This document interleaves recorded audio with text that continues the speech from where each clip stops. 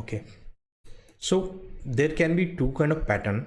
One is we can definitely have something like table and column kind of a structure,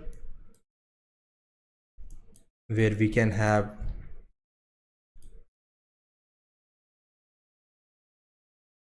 certain columns and rows. Columns are actually telling you how the data is stored. They may have the primary keys, foreign keys, something like this.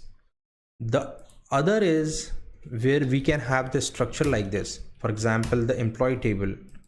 If we say that we have employee ID, name, age, salary, we may have the data like 101, name Anil, age 30, salary is 20,000, right? If we want to save this information into the JSON structure kind of scenario, we can say that employee ID is 101, name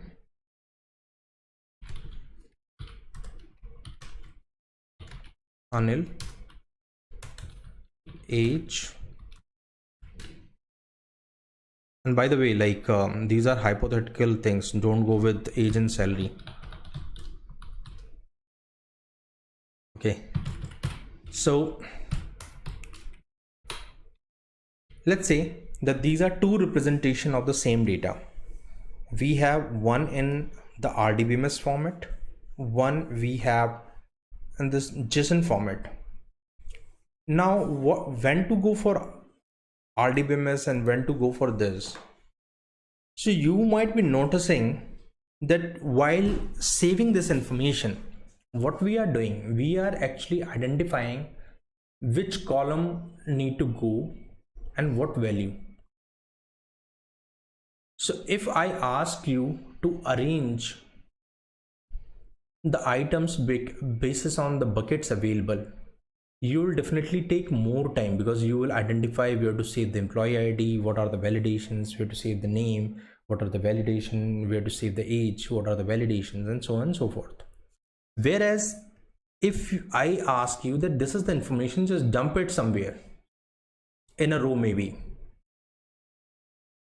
So the right operation, if you will realize that this is time taking in the RDBMS, whereas this is really straightforward. Like you will just create this kind of a JSON structure on the front end itself and you will just dump it, right?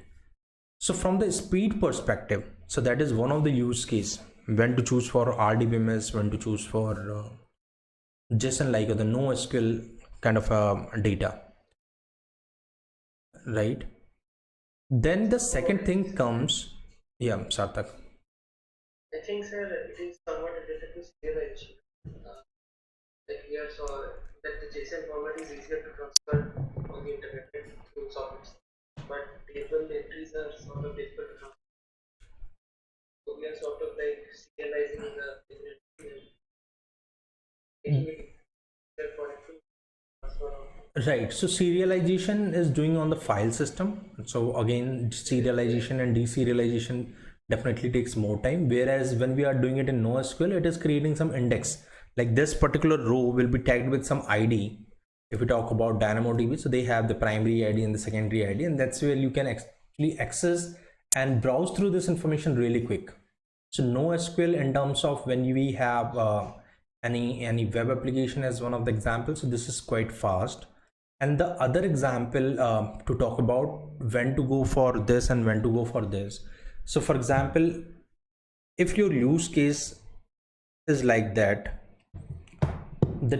you are not sure how many columns will be saved, right? So let's say that I want to save one more column and we call it interest, right? In RDBMS, what we need to do is we need to go and alter the table and then save this information.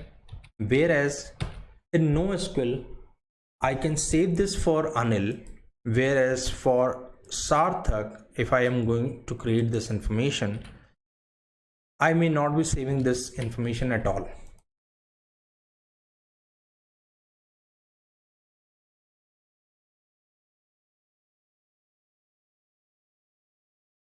The runtime. And when I load this data, I can check whether I need to read interest or not, basis on the application where I'm using it. But RDBMS also has null entries. That has null entries, but what about like if you need to go for any other new column at the runtime? So you need to change the database script, you need to do the proper release, right?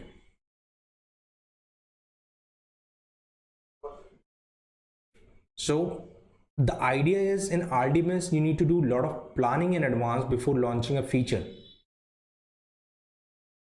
Whereas if we talk about NoSQL, we can do it really quick. We need not to bother about what the backend changes will be. We can just certainly change in the front end and we are good to go.